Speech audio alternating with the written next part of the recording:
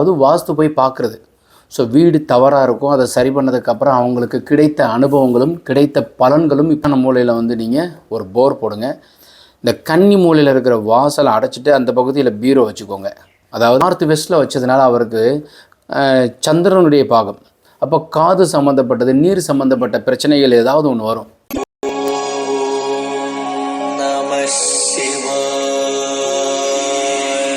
லிங்கம் வாஸ்து அன்பர்கள் அனைவருக்கும் சிவசரவணனின் அன்பான வணக்கங்கள். நிறைய ஊர் ட்ராவல் பண்ணி அதிலிருந்து கிடைச்ச அனுபவங்கள், அதாவது வாஸ்து போய் பார்க்குறது. ஸோ வீடு தவறாக இருக்கும், அதை சரி பண்ணதுக்கப்புறம் அவங்களுக்கு கிடைத்த அனுபவங்களும் கிடைத்த பலன்களும் இப்போ நான் உங்களோட ஷேர் பண்ண போகிறேன். ஸோ ஃபஸ்ட்டு வந்து நிறைய ஊர் போயிருக்கிறேன். இந்த ஊருக்கு போயிருக்கீங்கன்னா எந்த ஏரியாவில் சார் போய் பார்த்தீங்க, அதெல்லாம் இருக்கட்டும். ஸோ ஊர் சொல்லலை, எந்த பகுதின்னு சொல்லலை, பட் நிறைய ஊர்களில் கிடைத்த அனுபவங்கள் நான் உங்களுக்கு சொல்கிறேன். ஸோ ஒரு பொண்ணு பேர் ஐஸ்வர்யா. அந்த பொண்ணுக்கு 3 இயர்ஸ் ஆகிடுச்சு. வரன் பார்த்துக்கிட்டே இருக்கிறாங்க, அமைய மாட்டேங்குது. என்னை கூப்பிட்றாங்க, நான் போய் வாஸ்து பார்க்குறேன். அப்போ நான் என்ன சொல்கிறேன்னா, இந்த வீட்டினுடைய அமைப்பு சரியாக இருக்குது, பட் ஈசான மூலையில் பீரோவை நீங்கள் மேற்கு பார்த்து வெயிட்டாக வச்சுருக்கீங்க, அதை மாத்திரம் நகட்டுங்கன்னு. சார் இது நகட்டினா எங்கள் பொண்ணுக்கு கல்யாணத்திற்கு உண்டான வரன் சீக்கிரம் அமையுமான்னு நான் நின்று மெனிக்கே சொன்னேன். அங்கேருந்து நாமளே இருந்து பார்த்து மாற்றுவோம் அப்படின்னு சொல்லிட்டு. சார் இது எங்கள் அப்பா காலத்துலேருந்து இங்கே இருக்குது, அதை மாற்றவே முடியாது, ஏதாவது சொல்லிடுவாங்கன்னு. சும்மா மாற்றுங்க அப்படின்னு சொல்லிட்டு பீரோவை நகட்டி வைங்க அப்படின்ட்டு. உடனே அடுத்த நிமிஷம் எப்போக்குள்ளே பலன் கிடைக்குன்னு சொல்லிட்டு, அது சீக்கிரமாக கிடைக்கும் அப்படின்னு சொல்லிட்டு 3 டேஸில். அதுலேருந்து 3ஆவது நாள் அந்த பொண்ணுக்கு ஒரு நகைக்கடை வச்சுருக்கிற ஒரு அருமையான பையன் வந்து பேசி முடித்து கல்யாணத்துக்கு அதுக்கு அன்னைக்கு மாற்றிருக்கிறோம். 3ஆவது நாளே அந்த பையனுக்கு பேசி முடிச்சுட்டாங்க. வியாபாரம் பண்ணுற ஒரு அருமையான ஒரு பையன். ஸோ உடனே அவங்க ஸ்வீட்டெல்லாம் கொடுத்து என்கிட்ட வந்து பேசுகிறாங்க, சார் நல்ல மாதிரியானதே எங்களுக்கு அமைஞ்சிருச்சு, 3 இயர்ஸை நாங்கள் வந்து பார்த்துட்டு இருந்தோம், இதெல்லாமா சார் மாற்றினாங்க, இந்த மாற்றிருச்சுல. ஸோ இன்னொரு அன்பருக்கு வந்து கன்னி மூலையில் தென்மேற்கு மூலையில் வாசல் வச்சுருந்தார். தெற்க பார்த்த வீடு, யாருக்குமே கன்னி மூலையில் வந்து வாசல் வைக்காதீங்க. ஸோ அது பல வருடங்களாக அந்த பகுதியிலேயே வாசல் இருந்திருக்கு. கொஞ்சம் கொஞ்சமாக வியாபாரத்தில் அவருக்கு நலிவடைஞ்சிருச்சு. அப்புறம் என்கிட்ட கேட்டார் இந்த மாதிரி மாற்றணுன்ட்டு. இப்போ 2 விஷயம் சொன்னேன். ஈசான மூலையில் வந்து நீங்கள் ஒரு போர் போடுங்க. இந்த கன்னி மூலையில் இருக்கிற வாசலை அடைச்சிட்டு அந்த பகுதியில் பீரோ வச்சுக்கோங்க, அதாவது அடைச்சிட்டு பெட்ரூமாக மாற்றிக்கோங்க. அக்னி மூலையில் வாசலை வச்சுக்கோங்க, அது என்ட்ரன்ஸ் வெராண்டாவை வச்சுட்டு அந்த அக்னி மூலையில் கிச்சன் இருக்கிறத கொண்டு போய் வாயு மூலையில் வைங்கன்னு. சின்ன ஆல்ட்ரேஷன்ஸ் தான். ஸோ இது வந்து பணம் பொருளாதாரத்தில் எக்கச்சக்கமான சிரமம் இருக்குது சார், எனக்கு வர வேண்டிய காசு வந்தாலே போதுமானது அப்படின்னு சொல்கிறார். சிதம்பரம் அவர் பேர். அவர் சொல்கிறார் இந்த மாதிரி அப்படின்னு சொல்லி. அப்போ நான் இந்த மாதிரியெல்லாம் ஆல்ட்ரேஷன் பண்ணுங்கண்ணே. ஈசான மூலையில் ஒரு போரை போட்டோம், அக்னி மூலை என்ட்ரன்ஸ் வச்சுட்டு அக்னி மூலையில் இருக்கிற கிச்சனை தூக்கி வாயு மூலையில் போட்டு கன்னி மூலையில் பீரோவையும் பெட்ரூமையும் மாற்றிட்டு. ஸோ இந்த டிமானிட்டைசேஷன் சொல்லிட்டு இந்த 2000 ரூபா நோட்டு வந்து 1000 ரூபா நோட்டு செல்லாதுன்னு சொன்னாங்க இல்லையா. அப்போ 1000 ரூபா நோட்டு செல்லாது, 500 ரூபா செல்லாது, இது மாதிரி எல்லாம் வரும்போது அவருக்கு வர வேண்டிய காசெல்லாம் வந்து நிறைய பேர் கிட்டத்தட்ட வந்து ஒரு 2C வரைக்கும் எனக்கு வரணும் சார்னார். யாருமே கொடுக்குறதுக்கு அவருக்கு வரல. அப்போ அவர்கிட்ட நிறைய பேர் பணம் கொடுத்து மாற்றிக்கிட்டாங்க, அவருக்கு கொடுக்க வேண்டிய காசையும் கொடுத்துட்டாங்க. ஸோ அவருக்கு வந்து ஏதேஷ்டமான சந்தோஷம், அவருக்கு காசும் வந்துருச்சு, கடனும் அடைஞ்சிருச்சு, முன்னையும் வியாபாரத்தையும் அவர் ஆரம்பித்தார். ஸோ இந்த நேரம்ங்கிறது வந்து அதற்குண்டான அமைப்பில் மாற்றத்தை ஏதோ ஒரு வழியில் உங்களுக்கு பணத்தை கொடுக்கும். ஸோ அந்த உயர்த்தும். கன்னி மூலை அவ்வளவு பொக்கிஷமான ஒரு இடம், வணங்க வேண்டிய பகுதி தான் இந்த கன்னி மூலை தென்மேற்கு. 3ஆவதாக சொல்கிறேன், ஒரு அன்பருக்கு வந்து வடக்க பார்த்த வீடு, நார்த் ஃபேஸிங் ஹவுஸ், நார்த் வெஸ்ட்டில் என்ட்ரன்ஸ் வச்சுட்டார். எப்போவுமே நார்த் ஃபேஸிங் நார்த் ஈஸ்ட்டு சார்ந்ததில் தான் என்ட்ரன்ஸ் இருக்கணும். நார்த் வெஸ்ட்டில் டாய்லெட் பாத்ரூம் இருக்கலன்னா கெஸ்ட் பெட்ரூம் இருக்கலாம்.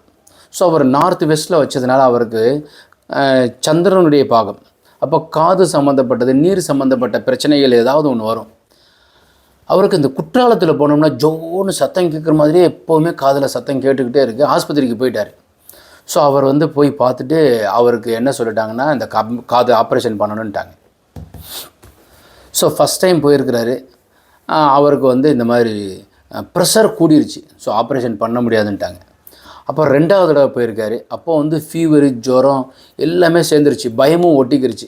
அப்போ 2ஆவது தடவை ஆப்ரேஷன் பண்ண முடியாதுன்ட்டாங்க. அப்புறம் தான் 3ஆவது தடவை வந்து இந்த வீட்டினுடைய அமைப்பில் ஏதாவது தப்பு இருக்குது போல இருக்குது, அவர் என்னை எதுக்காக கூப்பிட்ருக்காருன்னா ஏதாவது ஒரு 2 கோவில் சொல்லுவார், அதுக்கு போயிட்டு வந்துட்டு அதுக்கப்புறம் தான் ஆப்ரேஷன் பண்ண போனால் சரியாக போயிடுன்னு சொல்லிட்டு. அப்போ நான் என்ன சொன்னேன், இந்த வாயு மூலையில் இருக்கிற வாசலை தூக்கி ஈசான்யத்தில் வச்சுருவோம்.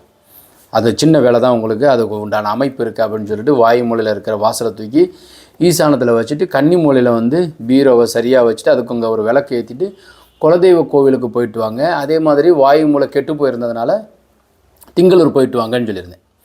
அதுக்கப்புறம் தான் நான் வந்து இந்த சிகிச்சை போகிறதுக்கு முன்னாடி 3 டைம்ஸ் வந்து ஒரு அக்குபஞ்சர் சிகிச்சைன்னு சொல்லிட்டு ஒரு புள்ளி சிகிச்சை முறை அது நானும் கற்றுக்கிட்டேன். ஸோ என்னுடைய நண்பர் ஒருத்தவர் இருந்தார், அவர்கிட்ட போய் ஒரு 3 டைம்ஸ் வந்து சிகிச்சை எடுத்துக்கிட்டார். இந்த காதில் இருக்கிற அந்த ஜோன்னு சத்தம் கேட்குறது, இந்த வலி, அப்புறம் இரைச்சல், இது எல்லாமே அவருக்கு கொஞ்சம் கொஞ்சமாக குறைஞ்சிக்கிட்டே வந்துருச்சு.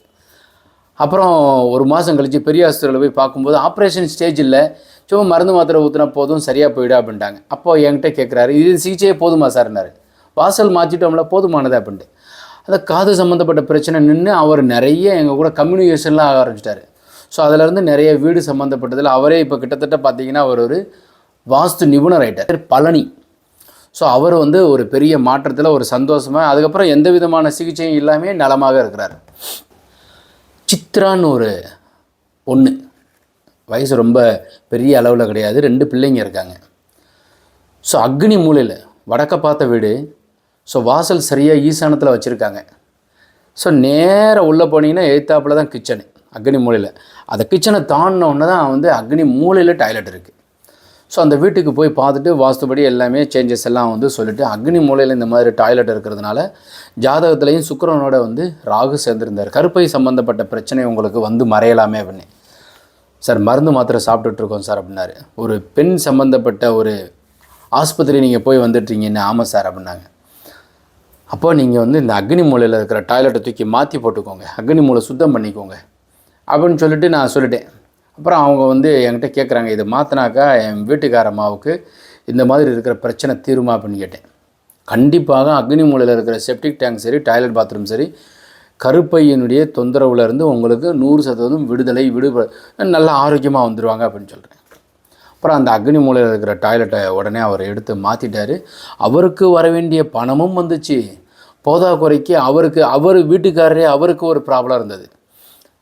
அவர் அதுக்காக பண்ணலை, வீட்டுக்கார அம்மாவுக்கு சரியாகணுங்கிறதுக்காக அவர் என்ன செஞ்சாருனாக்கா அந்த டாய்லெட்டை வந்து அவர் மாற்றிட்டார். அந்த அம்மாவுக்கு கருப்பை சம்மந்தப்பட்டது ஒரு 3 மாதத்தில் கொஞ்சம் கொஞ்சமாக நிறுந்து, அதாவது கருப்பையில் வந்து ஃபைப்ராய்டு, மயமாக, நீர்க்கட்டி இது மாதிரி ஏதாவது ஒன்று இருக்கிறதுனால என்ன சொல்லிடுறாங்கன்னா, 2 குழந்தை இருக்குல்ல, என்னத்துக்கு உங்களுக்கு அந்த பை இருக்கணும், சொருகு பை கட் பண்ணி தூக்கி போட்டுருங்க. இயற்கையை வந்து கொடுத்துருக்கிறது நாமளே எடுக்கிறோம்.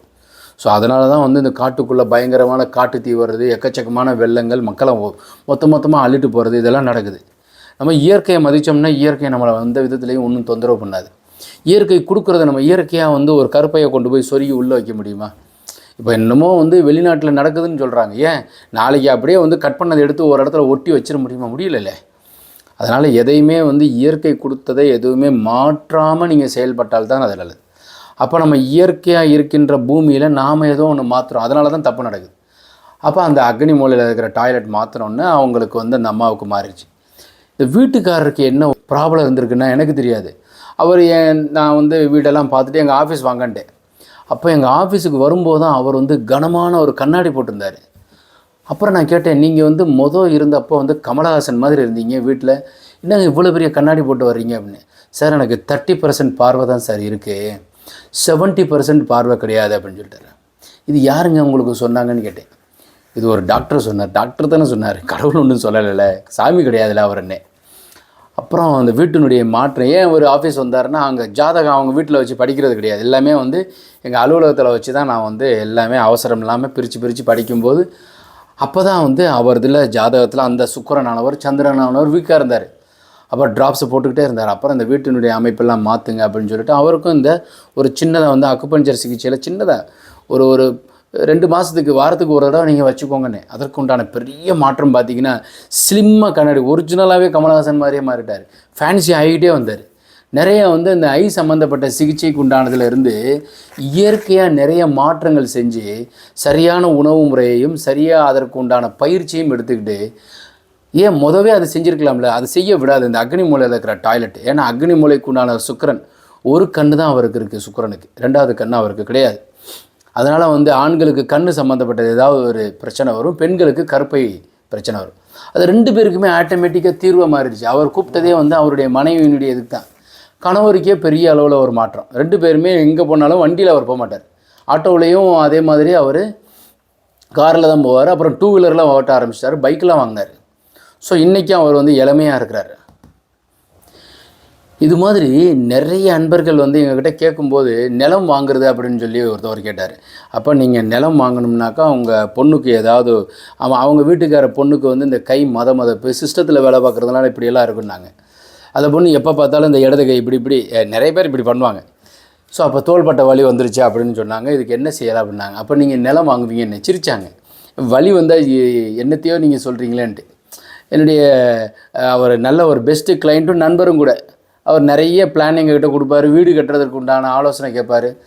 அப்போ நீங்கள் நிலம் வாங்க போகிறீங்கன்னு சிரிச்சுக்கிட்டார்.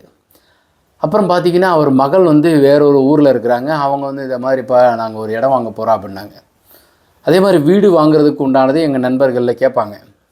அப்போ யாராச்சும் உங்கள் வீட்டில் வந்து இந்த நீர் சம்மந்தப்பட்ட பிரச்சனை ஆஸ்பத்திரியில் மீனாட்சி மிஷன் ஹாஸ்பிட்டல்லையே இல்லைனா வேலம்மாளில் வந்து 3 days சிகிச்சை எடுத்திருக்காங்க இல்லையா அப்படின்னு கேட்டேன். வயிறு வந்து சரியில்லாமல் போய் இல்லைனா இந்த உணவு சாப்பிட்றதுனால சேரலை அதனால் எடுத்தாங்களான்னு. ஒரு 10 நாளைக்கு முன்னாடி வந்து ஒரு 20,000 ரூபா செலவழிச்சிட்டு வந்திருக்கோம் சார். அப்போ வீடு வாங்கிடுவீங்கன்னு அதே மாதிரி வாங்கினாங்க. ஸோ இதெல்லாம் பை எக்ஸ்பீரியன்ஸ் ஃபார் அவங்க ஜாதகம் காமிக்கும் போது இந்த மாதிரி எல்லாம் நடக்குது சார் அப்படின்னா காசே இருக்காது. ஆனால் நிலத்தை வாங்குவாங்க, வீடு வாங்குவாங்க. இல்லை யாரோ ஒருத்தவங்க எழுதி கொடுத்துட்டு போவாங்க, நான் வந்து பார்த்துக்கிறேன் வாங்கிக்கிறேன்னு சொல்கிறவங்க. வெளிநாட்டு போகிறேன் என்னால் பராமரிக்க முடியலை நீ வச்சுக்க அப்படின்னு சொல்லிட்டு போனவங்களும் இருக்காங்க.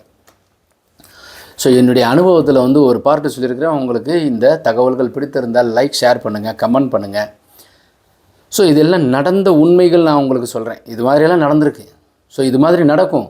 யாருக்குமே வந்து வீடு வாங்கக்கூடாது, நிலம் வாங்கக்கூடாது, வீடு வாஸ்து தப்பாக இருக்கிறது சரியாகக்கூடாதுங்கிறதெல்லாம் அந்த காலகட்டத்தில் இந்த மாதிரி வீடியோஸை பார்க்குற மாதிரியான ஒரு சுச்சுவேஷன் ஏற்படும். அதற்கேற்றாற்போல் மாற்றத்தையும் இறைவனும் எம்பெருமானும் சிவபெருமானும் முருகப்பெருமானும் உங்களுக்கு வழங்கி கொண்டே இருப்பார். இந்த பூமி அதற்கேற்றாற்போல் உங்களுக்கு மாற்றிக்கொண்டே இருக்கும். இந்த பூமி உங்கள்கிட்ட கெஞ்சிக்கிட்டே இருக்கும், வாத்திக்க இந்த இது தப்பாக பண்ணியிருக்கிறோம் ப்ளீஸ் வா அப்படின்னு. ஒரு சிலர் வீட்டில் பார்த்தீங்கன்னா வீட்டுக்கு பொண்டாட்டி வந்து ஏதாவது ஒன்று சொல்லிக்கிட்டே இருக்கும், இதை செய்யணும் இது செய்யணும்னு சொல்லிட்டு ஏதோ ஒன்று சொல்லிட்டு வீட்டுக்கு போனோன்னா அவங்க ஆரம்பிச்சிடுவாங்க அப்படின்னு சொல்லுவாங்க இல்லையா. இல்லைன்னா அம்மா சொல்லுவாங்க, அம்மா சொல்லி காமிச்சிக்கிட்டே இருப்பாங்க. அவங்க சொன்னது வந்து நீ 10 வயசில் இப்படி இருந்த அப்படி இருந்த உன்னை நாங்கள்லாம் பார்த்தோம் வச்சு சொன்ன அது வந்து அவங்களுக்கு வந்து அந்த பழக்கம். அம்மாவுக்கு வந்து பழசு சொல்லிக்கிட்டே இருக்கிறது ஒரு பழக்கம் இருக்கும். அப்பா யாருமே வந்து சொல்ல மாட்டாங்க, தூரத்துலேருந்து பார்ப்பாங்க கரெக்டாக இருக்கானா இந்த தம்பி கரெக்ட். அந்த மாதிரி இந்த பூமி வந்து உங்களை வந்து அம்மா மாதிரி, பூமி தான் தாய், பூமா தேவின்னு சொல்கிறேன். அதனால தான் தேவியை தூக்கி தான் அந்த அம்மா பிடிச்சிக்கிட்டு சொல்லும், ஏய் மாற்று தம்பி ப்ளீஸ் நீ மாற்றிடுறா. ஒரு சிலருக்கு வீட்டுக்கு போனோன்னே எரிச்சல் வரும், அப்போ மாற்றாமல் விடாதவங்கள. அதனால் வந்து இந்த பூமி உங்களை வந்து ஏதோ ஒரு வகையில் ஷேப் பண்ணி நீ நல்லா வந்துடு, நீ நல்லா போகும்போது சந்தோஷமாக போ, நீ 100 வயசு வரைக்கும் இருக்கிறது உன்னை நான் பாதுகாப்பாக வச்சுக்கிறேன். முந்தி காலத்தில் தாத்தா பாட்டியெல்லாம் வாழ்ந்தவங்க எங்கள் தாத்தா வாழ்ந்த வீடுன்னு சொல்கிறோம்ல, அது மாதிரி சொல்லும் இந்த பூமி. தயவு செய்து நீ மாற்றிக்கப்பா அப்படின்னு சொல்லிக்கிட்டே இருக்கும். அதனால் நீங்கள் இந்த பூமிக்கு வந்து ஒரு நேசிப்பு, அஃபெக்ஷன், ஒரு லவ் பண்ணுங்கள், கும்பிடுங்க, தொட்டு கும்பிட்டு பாருங்கள். அது உங்களை வந்து உயர்த்தி உச்சத்துக்கு கோபுரத்துக்கே கொண்டு போய் வைக்கும். அது மாதிரி நீங்கள் வந்து இந்த தகவல் உங்களுக்கு பிடித்திருந்தால் லைக், ஷேர் பண்ணுங்கள், கமெண்ட் பண்ணுங்கள், சப்ஸ்கிரைப் செய்து வைங்க. வாஸ்துபடி உள்ள வீட்டில் வசிப்போம், வளமுடன் வாழ்வோம். மீண்டும் நாளை ஒரு அருமையான தகவலுடன் சந்திக்கின்றேன். சிவாய நமः.